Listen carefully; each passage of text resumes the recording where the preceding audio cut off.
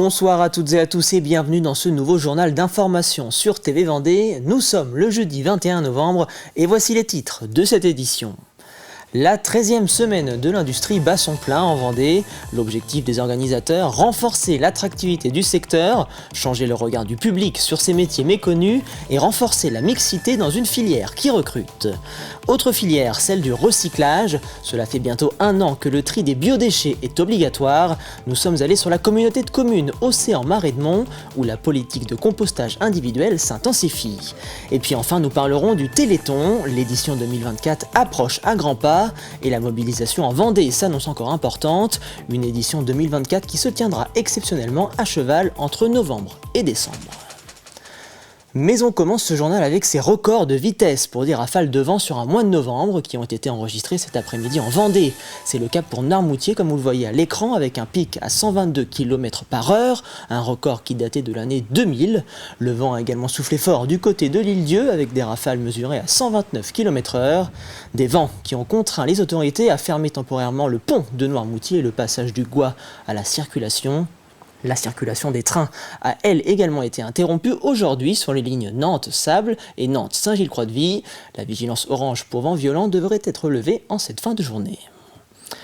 Avec l'industrie, fabrique ton avenir. C'est le slogan de la semaine de l'industrie qui a débuté ce lundi. 24 entreprises ouvrent leurs portes en Vendée pour valoriser de nombreux métiers souvent méconnus. Et malgré la conjoncture, le secteur recrute. C'est pourquoi l'un des enjeux de l'opération est de réussir à séduire les jeunes garçons comme les jeunes filles. Car en Vendée, près de 7 postes industriels sur 10 sont occupés par des hommes. D'où ce jeu auquel ont participé des collégiens du Poiret-sur-Vie. Un jeu auquel des entreprises ont participé à sa création. Reportage Grégoire de Châtillon. Personnellement, je ne suis pas vraiment intéressée par les métiers de l'industrie. C'est pas les métiers auxquels je pense quand je pense à mon avenir. Au premier abord, ces collégiennes ne sont pas captivées par ces métiers de l'industrie. Alors, pour tenter de rendre, dès le collège, ces métiers attractifs pour les filles, un jeu leur a été proposé dans leur classe de 3e avec leurs camarades garçons. Un jeu à la découverte de 12 métiers industriels. Je réalise des contrôles qualité très fréquemment. L'idée de ce jeu, c'est de leur montrer qu'il y a beaucoup de métiers qui sont accessibles. Il y a une vraie pénurie de candidatures féminines dans l'industrie. Elles se mettent toutes seules des freins. Il y a aussi des problématiques peut-être d'orientation très, très jeunes par rapport aux options. Et donc elles s'auto-freinent par rapport à des vocations et des parcours de métiers plus techniques.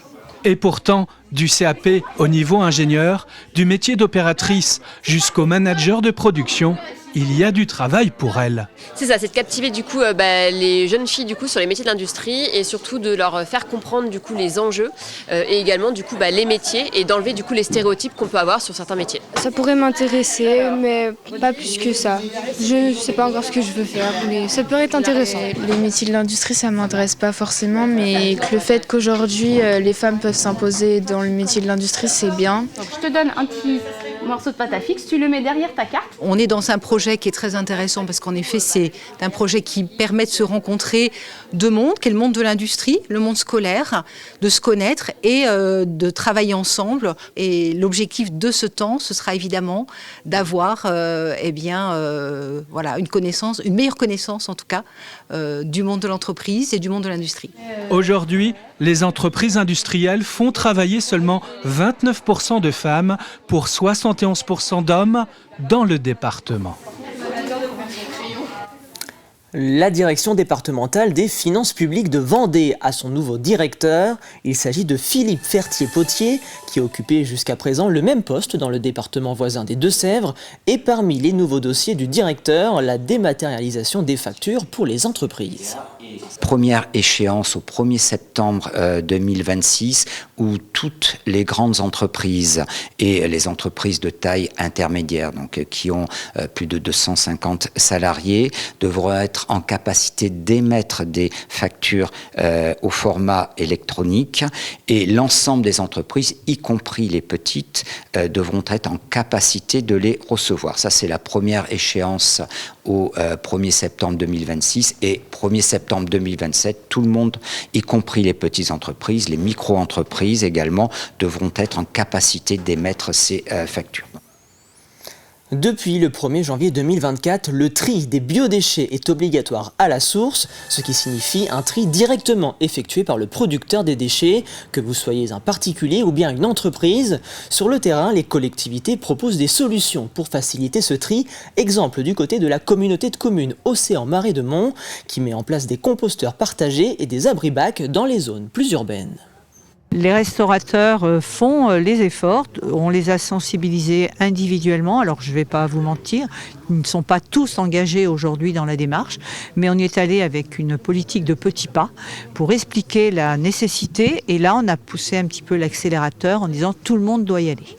On se donne quelques mois pour que tout le monde puisse être investi dans cette démarche. 2 personnes de la communauté de communes vont être dédiées à la sensibilisation des biodéchets, expliquer comment on doit faire sur le tri des biodéchets également.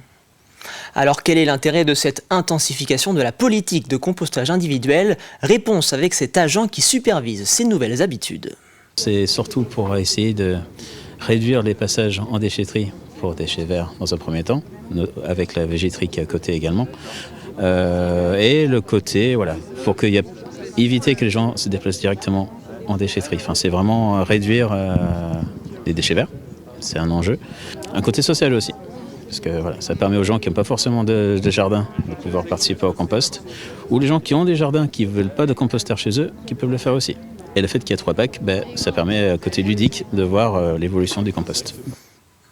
Le Téléthon revient en fin de semaine prochaine pour une nouvelle campagne, un rendez-vous particulièrement suivi chaque année en Vendée. En 2023, la collecte vendéenne avait même atteint un record. Et cette année encore, un peu plus de 2/3 des communes vont participer au Téléthon. Je vous propose de vous plonger dans les détails de cette campagne 2024. Et pour cette toute nouvelle édition du Téléthon en Vendée, ce ne sont pas moins de 400 animations qui sont prévues sur 2 week-ends, celui du 29, 30 et 1er décembre, mais également du 7 et 8 décembre. Et cette année, la particularité du Téléthon en Vendée, c'est que 4 nouvelles communes viennent se joindre à l'événement. Pour rappel, en 2023, plus d'1,6 million d'euros avaient été récoltés. L'objectif pour cette année 2024 sera bien évidemment de faire aussi bien. Pour rappel, plusieurs types d'événements sont prévus sur ce Téléthon 2024. Et pour cette année, de nouvelles opérations seront conduites. Je pense par exemple à l'opération 1000 chercheurs qui permettra à différentes classes de collège et de lycée de voir passer un chercheur qui viendra les sensibiliser à la recherche des maladies génétiques rares. D'autres classes de primaire viendront également voir des membres de la coordination de l'opération Téléthon 85 venir sensibiliser plus de 1000 élèves. Nous aurons bien évidemment les traditionnels concours de belote pendant 24 heures, les courses à pied qui permettront de solliciter nos jeunes étudiants tout au long des 2 week-ends. L'une des missions de l'AFM Téléthon, par le biais de sa délégation, c'est également l'accompagnement des malades et de leurs familles. En Vendée, ils sont environ 150 recensés et qui bénéficient justement de cet accompagnement au quotidien, mais également administratif de la part de l'AFM Téléthon et de sa délégation. Tout au long de l'année, la coordination départementale de l'AFM Téléthon recherche des bénévoles pour pouvoir mettre sur pied ces différentes animations. Enfin, si vous souhaitez vous aussi organiser une collecte pour l'association AFM Téléthon, n'oubliez pas que vous soyez particulier ou association, il faudra vous rapprocher de la coordination départementale de l'AFM Téléthon. Un mot de sport désormais avec les joueuses du tennis Entente-Yonnaise qui recevaient hier l'équipe du TC Cormontreuil à l'occasion de la 4e journée du championnat par équipe de Pro A Dames. Les Vendéennes terminent leur saison à domicile par une défaite 4-2 au terme de 6 rencontres accrochées. Une défaite au goût amer pour la vice-capitaine Marine Partot. Franchement, c'est vraiment pile ou face cette journée, surtout avec le super tie-break. On a 5 matchs aujourd'hui qui sont au super tie-break sur les 6. Donc vraiment, ça peut tourner dans tous les sens cette rencontre.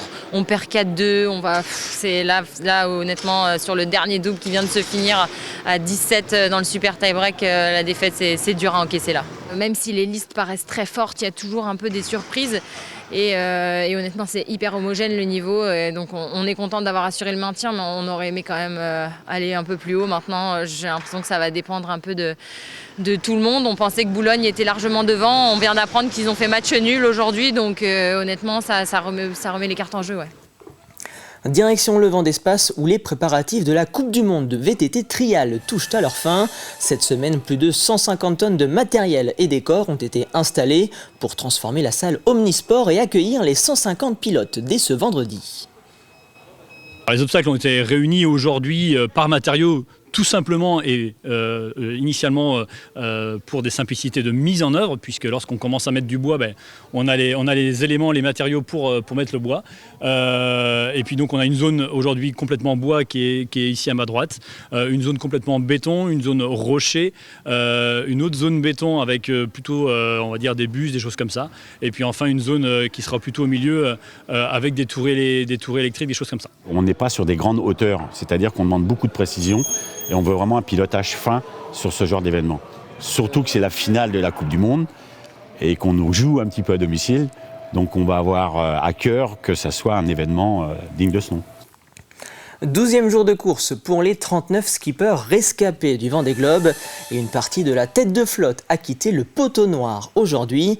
Place désormais à la descente de l'Atlantique. Et vous retrouvez bien évidemment un point plus complet des aventures de ces skippers dans le journal du Vendée Globe juste après cette édition.